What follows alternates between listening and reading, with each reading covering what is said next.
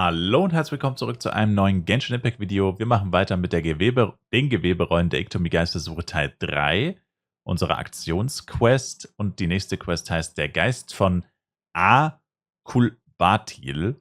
Begibt sich zu Lailas Höhle. Nach Zidlalis Plan ist heute der Tag, an dem er Lailas Geist in seinen Körper zurückführt, aber wird alles reibungslos ablaufen. Ja, wenn du das schon so fragst, Genshin Impact, dann wird natürlich nicht alles reibungslos ablaufen. Was ist das denn für eine Aber lassen wir uns mal überraschen. Mr. Auroron hat das Wort. Greetings again, everyone. Lily, you're here! I got the ceremonial sword from the chief. It has a certain power that's needed in situations like this. You haven't forgotten what we're doing today, right? Of course not! We're gonna wake Leela up, and then ask him just what the heck he was playing at. And I've prepared the rest of the tools for the ceremony per Granny's instructions. We've dotted all our I's and crossed all our T's, so today should go off without a hitch. Good work, kiddo. Then without further ado, let's get started.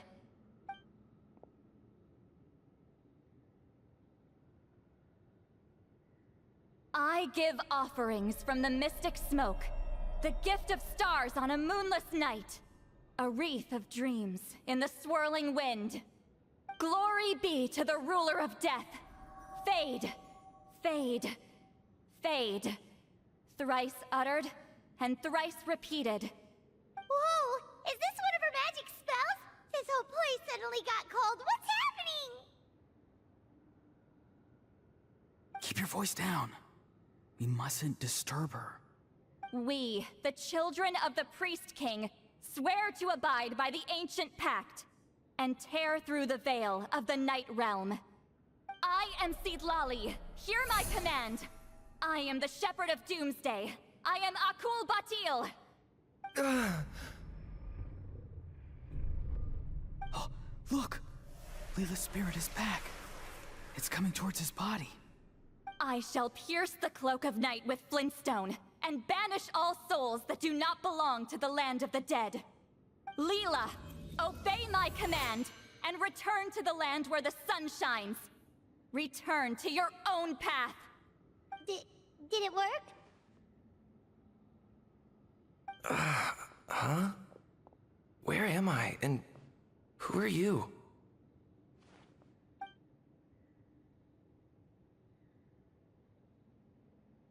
Whoa!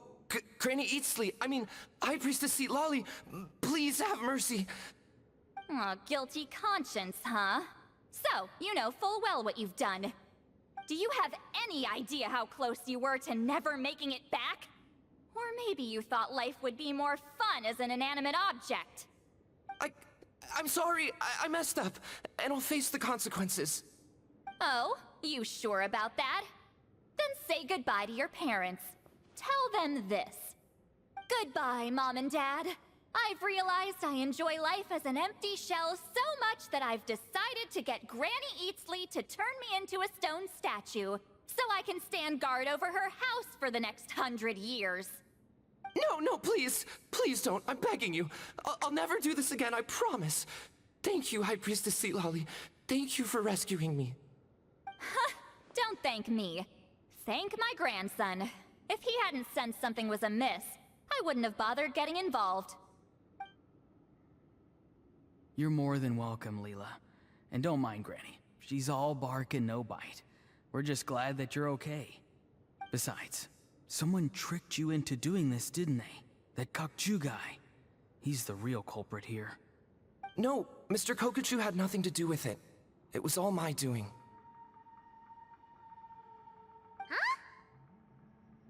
Well, he suggested the method of using a powerful spirit relic as a medium, but it was my decision to go through with it. I wasn't coerced or anything.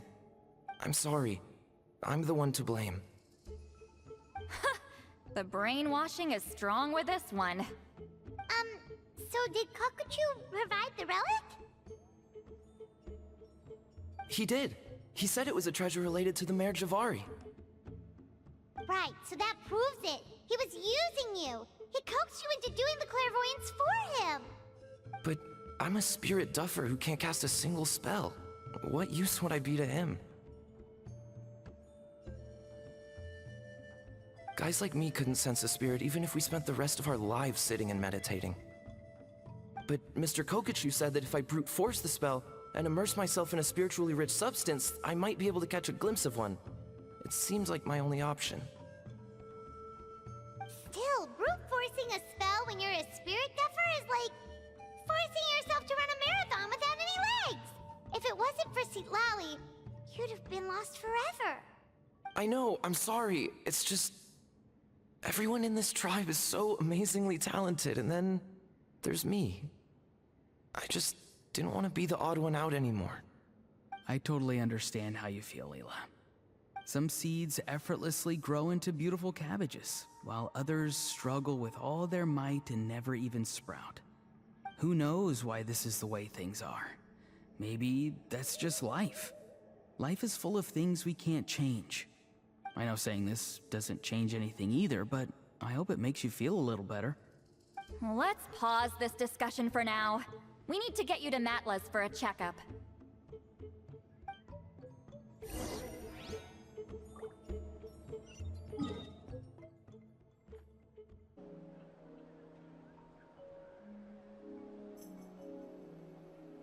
Okay, looking good. Seems like this guy got off lightly. Just make sure he eats when you get back. He must be starving. That's a relief. I've heard of cases where people's bodies started necrotizing after they spent too long meditating. What a horrifying thought! Anyway, Leela, even though we didn't know each other before all this, I'm still really glad that you're okay now. Well, maybe you don't know me, but I've heard all about you. The same goes for High Priestess Citlali, the Traveler, and Paimon. I've heard all the stories. Huh? Even us? This might sound corny, but you're exactly the kind of people I've always dreamed of becoming. But it's clear to me now. That was just wishful thinking. Honestly, why'd I have to be born a spirit duffer? Nah, it's alright, really. I'm used to being useless by now. Thank you all for saving me. Auroron, I think you're right. It's just a fact of life. I promise I won't take another risk like this in the future. I've brought you more than enough trouble already. Aw, Leela. It's okay. There's no need to comfort me. Hey, you little rascal. What are you talking about? Look at me. Huh? What's wrong, High Priestess Citlali? I said, look at me. Take a good hard look. Sense anything strange? Granny, what are you talking about? What do you think, Traveler? Another case of happy to help written on someone's face?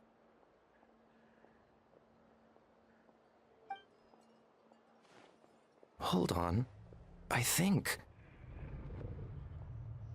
either my mind's playing tricks on me, or her entire body is an illusion. No, it must just be my imagination. I wouldn't be able to see through something like that. Wait, I know this trick. It's the same one I used a while back.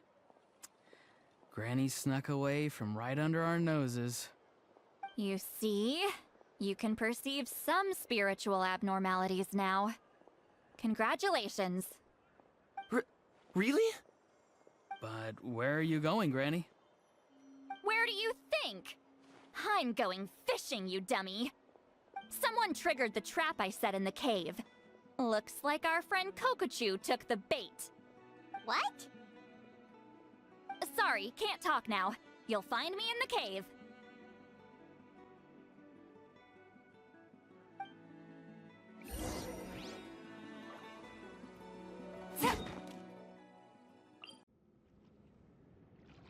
Huh? Don't believe it. He got away.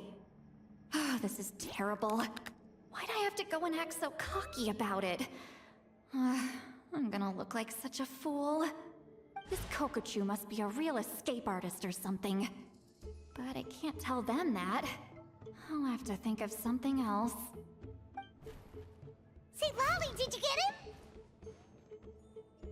given that she's the only person here, I'm guessing no. I thought I'd let him go, for now. But I left a mark on him, so if he comes around here again, I'll be able to track his every move. Oh, so Granny had only pretended to leave the cave, when in fact she'd set up a whole trap for him and was lying in wait. Ah, so just like how you caught Auroron! But how did you know Kokochu would come here?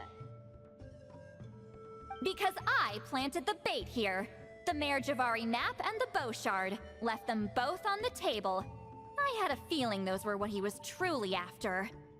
And sure enough, my trap was triggered just moments after we left. So you really did set up traps here after all, huh? Of course. It's just that they'd never do anything to either of you. See? What did I tell you? So, Mr. Kokochu, you used me after all. This whole time, all you wanted was to find the location of the Mare Javari. That's right. I've been wondering about the shard he left ever since I came across it. Why did he leave it there? The moment I confirmed the Mare Javari's location, that's when I realized it was bait. He was counting on Leela's spirit getting lost, and the tribe coming to his rescue. Then, by helping Leela, we'd be helping him.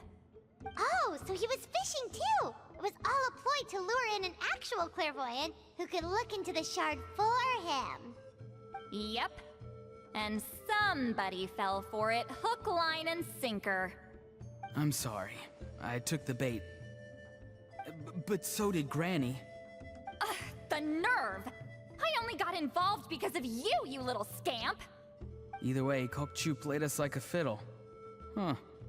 He managed to accomplish his goals without taking any of the risk himself. Pretty sneaky. You could say that again. Imagine if he tried to approach Seatlali directly. She'd have seen through it right away. Although, actually, Seatlali, why did you let him go? Because I couldn't risk using my full abilities here. He was a pretty slippery character, and if I'd kept him here by force, there could have been unintended consequences. Was it my fault for picking a bad place? I'm sorry. I went looking for somewhere with a wealth of spiritual energy when I first decided to help Leela, and ended up choosing this mad sage's hideout. Mad Sage? Yeah, he's napping right behind that wall. We'd have a whole new situation on our hands if we woke him up. That's why I decided against using my full abilities. I do have some good news, though. I snatched the shard and map back before he bolted, so I may have restrained myself, but I certainly didn't let him walk all over me. That's great! So he left empty-handed! Yes, sort of. The bad news is, he did get a look at the map before he left. Not that the Mare Javari's last known location is a huge secret, but still. Yeah, that's kind of worrying. What if he's got some sort of diabolical plan? Don't worry. I'll keep tracking him. Also, Leela, if it's all the same to you, I'd like to give the shard and map to the Traveler as a gift. They might prove useful at some point in his journey. Absolutely. That's completely fine. The Traveler deserves it.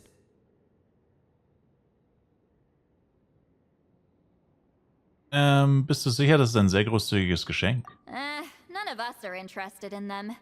And if there's any chance of them leading you to the Mare Javari, I'm sure an adventurer like you wouldn't want to pass on that opportunity.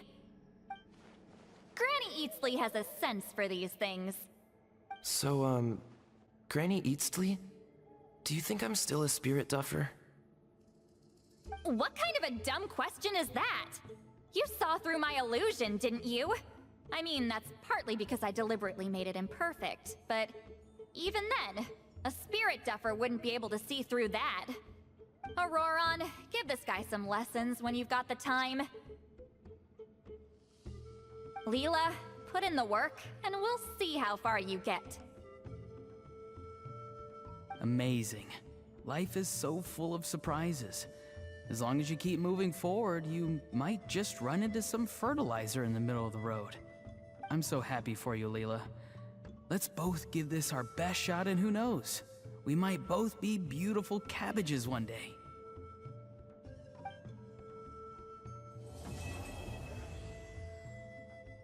Was hat er da am Ende gesagt? Kohlköpfe? Okay. Ja, eine überraschend kurze Event-Quest hat mich bei Tag 2 schon gewundert, oder bei Teil 2 war wirklich auch sehr kurz. Ich meine nicht, dass ich mich beschwere, also manchmal übertreiben sie es auch ein bisschen. Hier haben sie es jetzt fast ein bisschen untertrieben. Aber wie gesagt, ich beschwere mich nicht. Ich würde sagen, es passt. Hätte auch ein kleines bisschen länger sein können, aber passt. Aber ich finde es eigentlich auch gut, weil, ich meine, sie können nicht wirklich mehr Charakter einbinden, weil ja viele nicht gevoice-overt sind aktuell. Ja, und ich meine, ist ja irgendwie auch sinnlos. Ich weiß nicht, ob sie es deswegen gemacht haben, wahrscheinlich nicht. Wird damit wahrscheinlich eher weniger zu tun haben. Bei den anderen Sprachen gibt es das Problem ja nicht, nur in Englisch. Und der japanische und chinesische Markt ist ja auch riesig. Aber, ja, keine Ahnung. Ist ja auch nicht so wichtig. Jedenfalls sage ich, danke euch vielmals fürs Zuschauen. Und würde mich wie immer selber ein Like, Kommentar noch ein Abo von euch freuen. Und wir sehen uns natürlich wie immer im nächsten Genshin Impact Video wieder. Bis dahin, macht's gut, haut's rein und ciao, ciao.